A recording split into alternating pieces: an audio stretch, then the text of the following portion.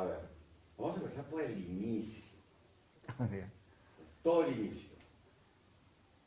¿Cuál es la primera película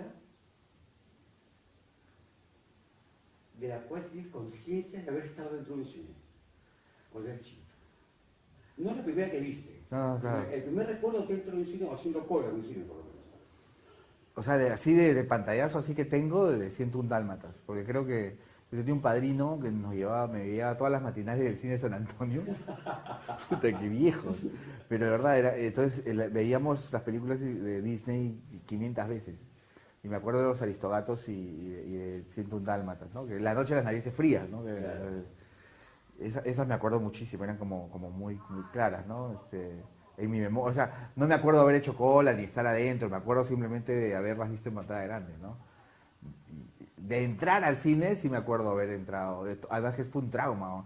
Fuimos al Pacífico a ver Star Wars y Ay, pues ya estás viejo, pues. tenía 7 años, ¿Qué tienes? yo tengo 44. Star Wars es el 77, no miento, tenía 8 años, 8 años, 8 años. Pero también estaba chiquito. Pero yo sí me acuerdo. Pues, Yo soy secundaria, huevón. Uy, tú estás más viejo. Siempre lo ha sido, Germán, por favor. Siempre lo ha sido. Pero eso me acuerdo porque me acuerdo que era toda esa vaina de tienes que ir a ver Star Wars y todos los chibolos que iban, y era como una fiebre. Y llegamos al Pacífico y no había entrada. Y la cara de desilusión era pues terrible. Y me acuerdo haber ido pidiéndole por favor a mi viejo que por favor nos llevara a otro cine y fuimos al Barranco, que ahora es el Estudio 4, que también eso recuerdo, el Estudio 4 de Barranco. Y entramos y había empezado. Entonces ese recuerdo de entrar a la sala, ya con la película empezada, y justo entré en la parte de los rayos láser cuando está Arturito y Citripio pasando de un lado a otro, esa vaina, puta, fue como que... Eso, por ejemplo, sí lo tengo grabado absolutamente, ese recuerdo de la entrada. Es como cuando entras al estadio y aparece, o sea, empiezas a subir las escaleras del Estadio Nacional o a algún estadio, aparece todo el gramado y la gente, así. Es la misma impresión que me dio entrar al cine y ver Star Wars. ¿Te acuerdas hace años, en alguna comisión que compartimos, fuiste tú, fui yo, el que comentó que había leído un reportaje en Selecciones sobre George Lucas y cómo había creado Star Wars? Ah, sí, claro, sí me acuerdo.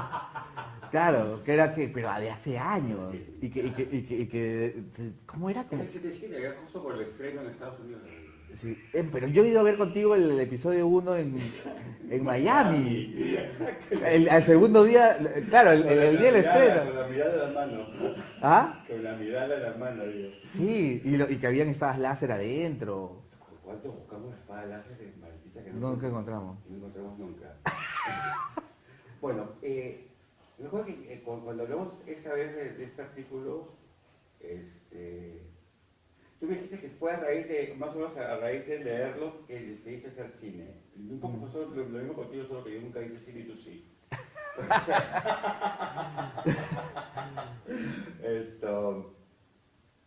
¿En qué momento realmente te diste cuenta que querías hacer cine? Mira, yo te ¿O puedo... pasaste por la típica etapa de un niño de que quiere ser cura, veterinario? No, yo creo que primero sí quería hacer cine, ¿no? Pero ni siquiera fue con Star Wars, fue con Los Cazadores de Arca Perdida. Cuando vi Los Cazadores de Arca Perdida fue como que, wow, ¿no? O sea, me encantaba el cine, o sea, ya me había vuelto adicto al cine con Star Wars y veía todo.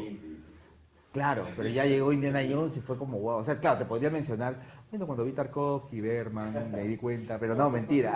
Cuando uno es niño, uno se ilusiona. Sí, no, pero yo siento que a mí la película que me marcó y que salí del cine diciendo yo quiero hacer esto fue la primera Indiana Jones, ¿no? O sea, era imposible no querer crear esos mundos tan locos, ¿no? Y esas aventuras. Entonces, yo creo que eso fue lo que... Creo que Indiana Jones son de esas películas que tienen esa magia. Tiene todo, tiene una historia divertida, tiene buenos actores, tiene efectos especiales. Yo veo la película hasta ahora y es como que, o sea, es un relojito la película, ¿no? Son películas que en su época de repente eran miradas en menos y ahora ya pues son clásicos, ¿no? Ya las dan en TCM. Sí, han estado dando La trilogía. las cuatro, las cinco, no sé cuáles son. Esto, ya, entonces, cuando saliste del colegio, Ya quería ser, ya. sí, ¿cómo le decías a tus hijos, cómo enfrentaste la cuestión familiar de quiero ser artista? Claro, cuando salí del colegio, lo bacán es que ahora que empecé a acordar, cuando yo salgo del colegio en el anuario que aparece, esta cuestión de qué van a hacer, ya se decía, ¿no? Y quiere hacer cine. Claro, cine afrodisíaco decía, me acuerdo, pero cine, al fin, ¿no? Y claro, cuando tú le dices, además en los 80, decirle a tus viejos, ¿qué quieres hacer? Quiero ser cineasta. como que, o sea, pero seguro, esto, que lo otro. Claro, yo entré a Lima a estudiar comunicaciones, pues, ¿no? Pero como bien sabes, me casé, pues ahí nomás. Entré a la universidad y estaba casado, entonces tuve que dejar, digamos, los estudios de la universidad y entré a estudiar con el Robles Godoy. Y ahí ya no habían quejas de mis viejos porque finalmente yo hablé con el mismo Armando Robles Godoy, conseguí media beca primero y después beca, porque no tenía, pues, ¿no? Porque obviamente estaba casado, yo tenía un hijo y ahí nomás al año 2. Ah, pero eso es afanoso.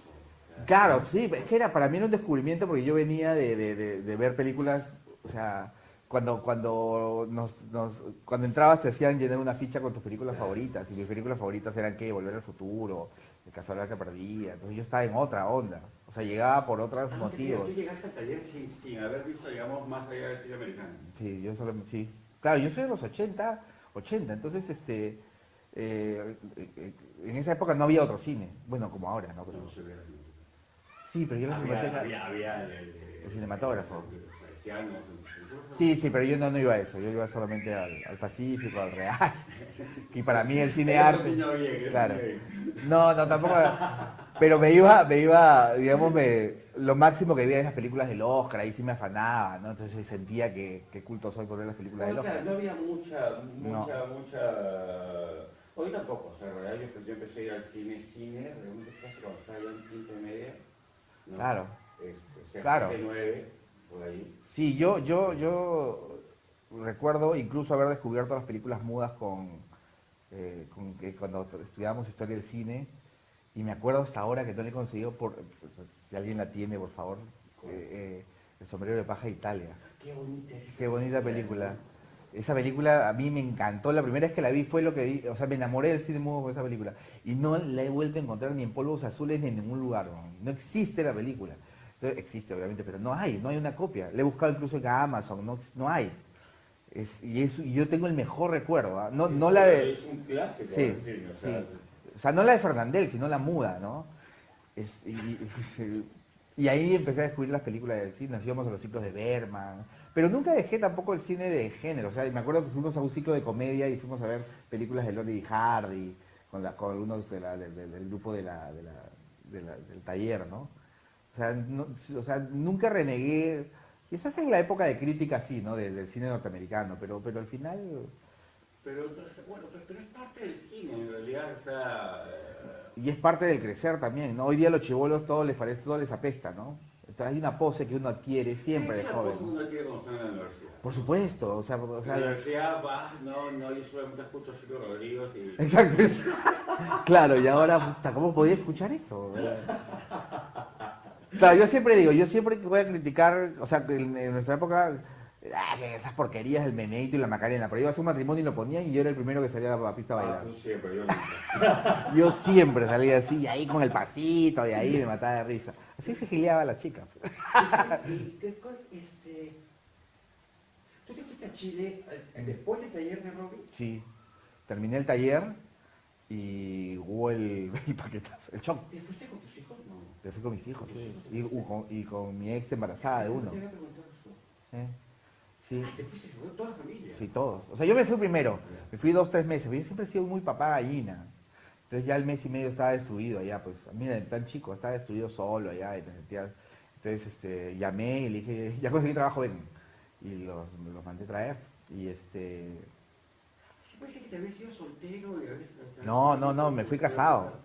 Me fui casado a Chile. O sea, me fui de hecho porque Fujichok ya era, o sea, yo trabajaba, se perdió el trabajo, Felizmente acababa de terminar de estudiar. O sea, tú te has ido después del taller de errores que habrá sido en el año 88, ¿no? El taller de errores habrá sido... 88, Claro, 89, 89, sí, por ahí me he ido.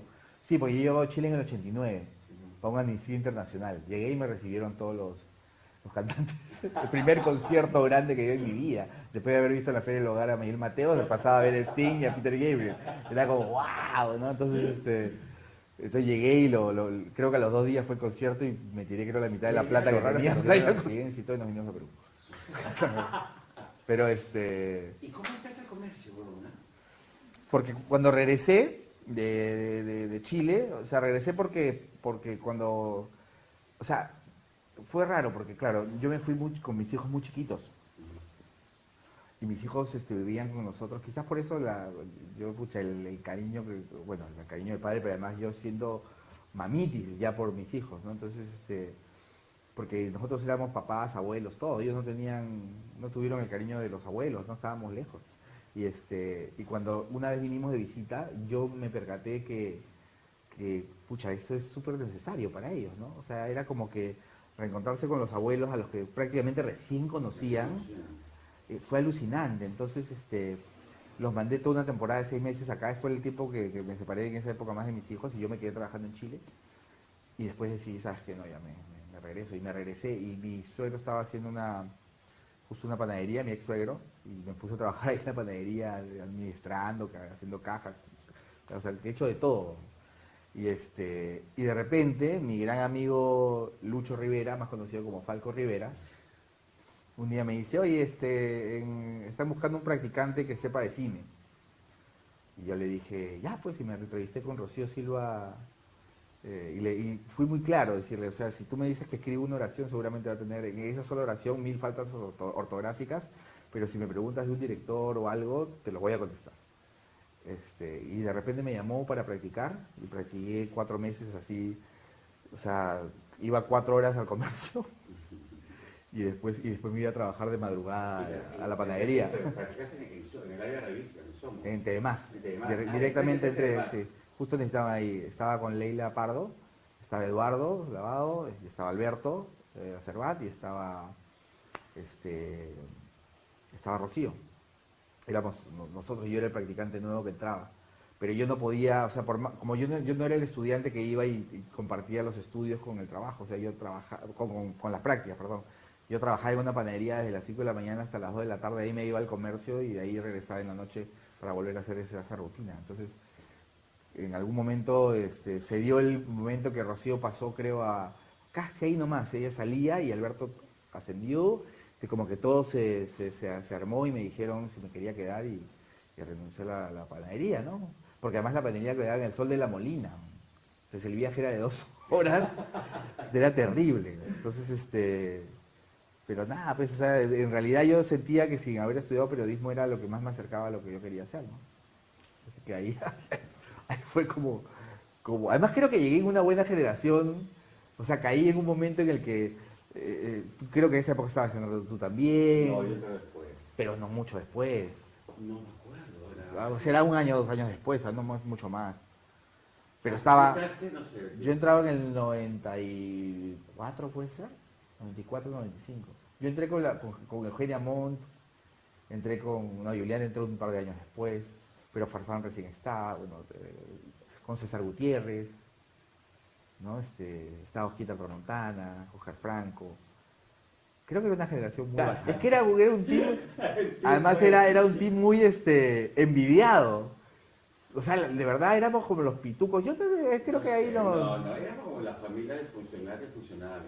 Pero a lo que voy, o sea, hacia afuera... En general, toda la relación que demás funcionaba. Sí, funcionaban muy bien, totalmente. Pero mérito de Bernardo Roca Rey, alucina. Juntó a cada loco. O sea, yo no, parecía que había hecho un casting. Pero era muy divertido. Sí, pero esa familia disfuncional funcionaba. O sea, yo siento, o sea, a mí me han contado, o sea, ahora que conozco a mucha gente de prensa de esa época, que para ellos nosotros éramos, pues, los chiquillos jovencitos que se habían metido a huevear, y a dinamitar un poco. Claro, y había esa suerte en algún momento de pose sabionda, ¿no? Por eso es que ahora a mí me da un poco de risa lo de ahora, ¿no? Porque hemos pasado por esa etapa en la que te crees el dueño, voy a destruir a este.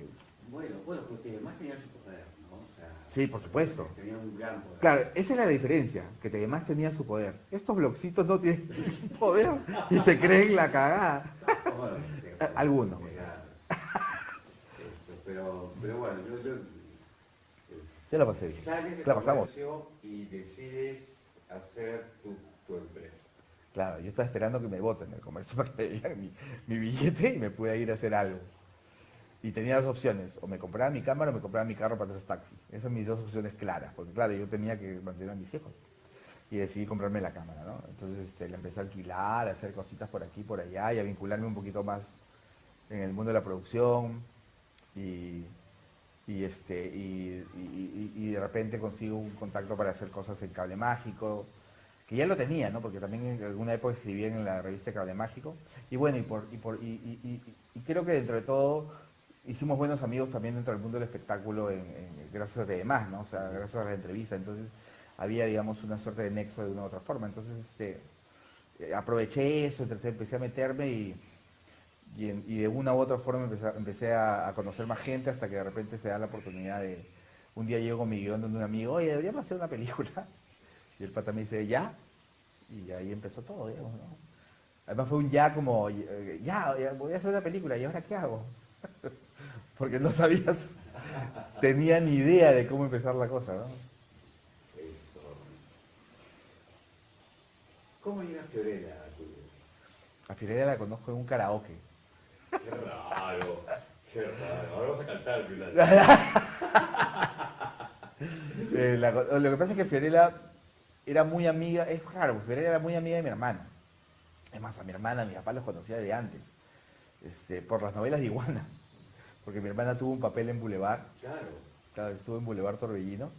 Y después estuvo en Girasoles para Lucía y ahí conoció a Fiorella.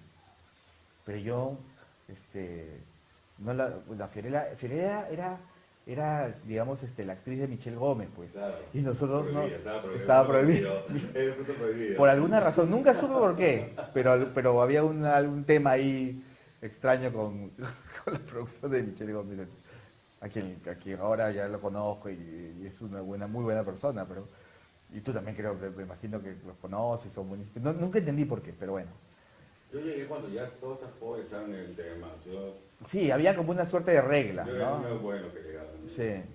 Habían reglas que no tocas a fulano, no putas. La palabra no existe. Y no putas. Este de acá no existe. Entonces ya tú decías, ya bueno. Da bueno, sí. Pero entonces nunca me topé con ella en una entrevista ni nada. Y la primera entrevista que salió de Fiorella de Girasoles para Lucía en demás, yo ya no estaba. Entonces yo no la conocí. Y un día, y Eduardo Lavado pasa a América a producir un programa que era producido por Fiorella. Y él la lleva a un karaoke, un cumpleaños mío, en medio de las canciones. Eduardo es un Celestino.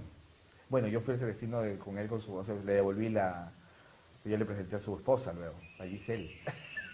Así que de alguna manera lo compensé. Pero y ahí la conocí. Y ya empezamos a salir. Ah, no, perdón, la conocí antes en una premiere. Claro, la conocí. La primera vez que la vi fue en una premiere. Ya cuando, digamos, ya conversamos más fue en el karaoke. Ya me acordé. Y la premiere de Tomb Raider. Yo estaba con mis hijos, recuerdo. Fuimos a la premiere, después nos fuimos a tomar un trago y ahí me la presentaron. Pero no hubo más conversación, sino hola, no. Además yo ya tenía experiencia con algunas actrices que eran medias locas y había determinado que nunca más me iba a meter con otra actriz. Pero bueno, pero nada, Fiorella era como distinta, ¿no? Entonces, nos hicimos buenos amigos primero y después ya, pues, nos convertimos en compañeros, ¿no? Porque más que pareja, yo creo que hasta ahorita somos, pese a las vicisitudes y los problemas y todo, somos patas, ¿no? Eso es lo bonito. ¿Tú sientes que Fiorella fue realmente un punto importante en tu vida, no solamente personal, sino profesional? O sea, mi decisión de hacer cine ya estaba desde antes. Mi decisión profesional, o sea, de hecho yo la conozco cuando ya estaba trabajando, digamos, haciendo producciones, lo de Cable Mágico y toda esta vaina. Ella, digamos, se convierte en una suerte de empuje, porque si ya de por sí, O sea, así. El aterrizaje, o sea, Sí. la parte romántica que siempre tiene uno. Sí, sí, bueno. Bueno, y tú sabes que yo también Sí, era así, claro, que por eso. me deprimía, Por eso. bueno, no me quiere, nadie me quiere. Lo que pasa es que, claro, yo tenía 3 hijos y aparte decías, quiero hacer cine, era como, oye, ya, este chico, claro, o sea, era como, el mejor partido no era, definitivamente. Nunca tomó buena decisión. Claro, claro. Sí, o sea, era una locura. Entonces, cuando aparece Fiorella y más bien dice, ya, ya, sí, no, dale, es como una suerte de empuje. Y cuando, a raíz de lo de Cable Mágico, yo trabajaba con Guayo, con Eduardo Cayo, y con él me dijo, vamos a hacer la película. Y le presenté los guiones, me acuerdo de unos 2, 3 guiones, y escogió el de Talk Show, que yo no tenía, y como te digo, no tenía idea que, de verdad, o sea, creo que ni Guayo mismo sabía qué íbamos a hacer. O sea, en el 2006, y era una época en la que no, en la que todavía el cine no es como, ahora ya está mucho más sencillo, y era como que, ¿y ahora qué hacemos, no? O sea, ¿cómo hacemos? O sea, y en ese sentido Fiorella fue mucha ayuda, ¿no? Porque además de ser actriz de la película, me ayudó al tema de los propios actores, los contactos, digamos, una suerte de apoyo incluso en cuestiones de dirección de actores, no es que Fiorella me haya dado los tips para dirigirlos, pero digamos era mucho más cómodo pues tener a una de las protagonistas contigo casi siempre tratando de mejorar. Y los actores mismos fueron muy buena onda, ¿no? O sea, Roger, o sea, yo me he hecho muy amigo de Roger a raíz de la película porque además fue fue como un buen pata que sabía que estábamos, digamos, experimentando, ¿no? Miguel, Gonzalo, Karina, todos, ¿no? La propia Karen Dejo, ¿no? Que era como una locura, decíamos, ya ahora ya vamos, Karen, ya a ensayar con ella, y la más pilas, pero estábamos tanteando, o sea, no había una suerte de, o sea, después de salir de Robles Godoy, o sea, donde creo que no filmamos, con la justa filmamos un corto, En o sea, video. en video. A la hora que estás conceptualizando tu película, ¿tienes en mente algo específico, algún director, alguna, o sea, una preferencia por algún tipo De tipo de lenguaje, ¿sí? lenguaje? O sea, yo cuando hice Talk Show, claro, lo de las miradas a la cámara, que siempre que están en abril eran un poco de Annie Hall, ¿no? Porque es una película que me gusta mucho y Woody Allen como que me gusta mucho, pero si ves Talk Show no tiene nada que ver con Annie Hall. Creo que son guiños nomás como referencias, ¿no? Sobre todo Talk Show, o sea, Talk Show yo siento que era una suerte de aprendizaje absoluto, ¿no? Era como mi trabajo de tesis, por decirlo de una, no sé si aprobé o ojalá, pero... Bueno, pero hay un lenguaje ahí que es Sí, claro. personal y que llega hasta esta última película, ¿no? Sí, De sí, de alguna manera sí, tus personajes siguen hablando de la gente.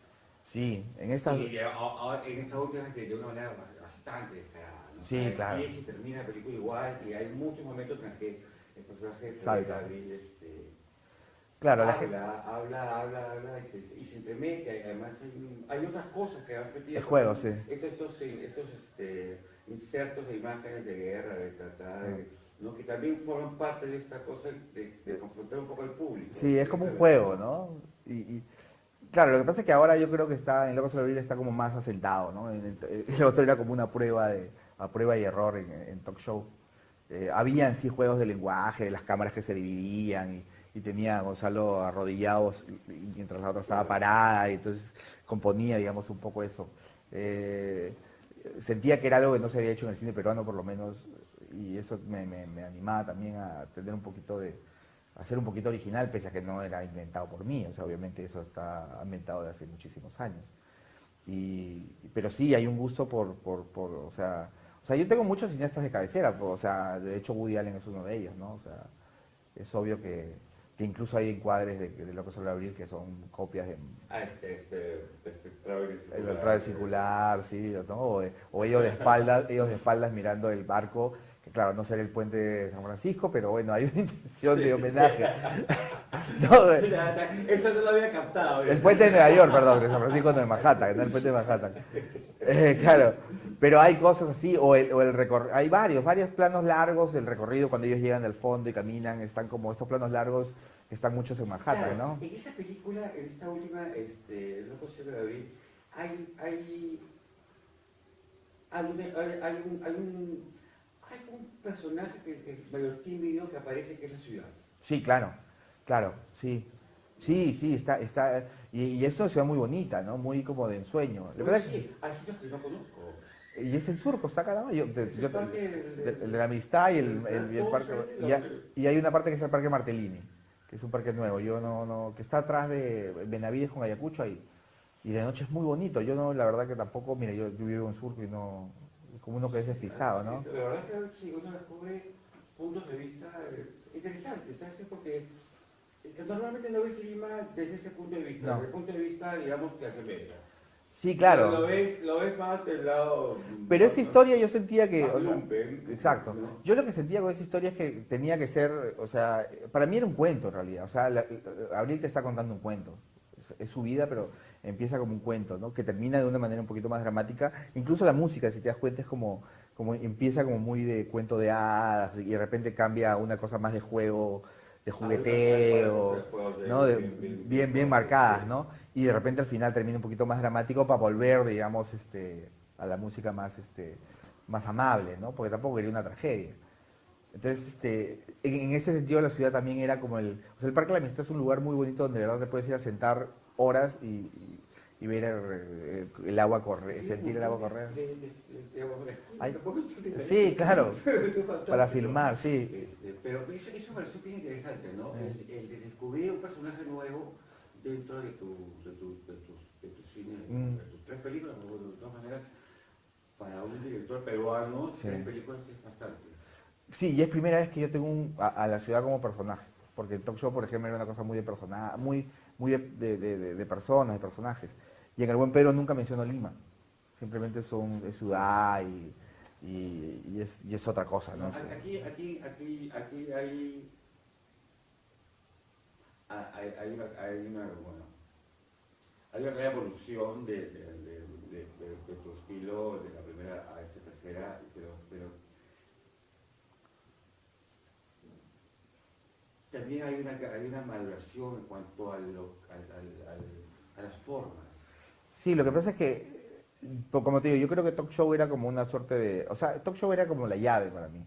O sea, yo nunca había hecho cine, no estaba metido dentro del ambiente cinematográfico para nada. O sea, era el periodista que iba a entrevistar a los viejos cineastas y que miraban como periodista chiquillo de temas que con poder. Pero más que eso, y que te creían, ¿no? Porque te invitaban a todas las fiestas, a todos lados. Pero más que eso, o sea, ir a tocar la puerta a uno de ellos y decir que iba a hacer cine, no, o sea, entonces yo sentía que necesitaba una llave y esa llave fue talk show, entonces, y me dio la llave porque gracias a eso pude empezar a enseñar, o sea, todavía no había aprendido, pero yo empecé a enseñar, pero eso también me permitió a mí pulirme y empezar a agarrar libros y investigar un poco más, porque si bien es cierto que en el taller de Robles Godoy, yo siento que el taller de Robles Godoy lo que más te enseña es amar el cine, o sea, apasionarte de él, más Claro, que no hay técnica. no hay técnica. Entonces yo... Bueno, ahora hay mejor de cine.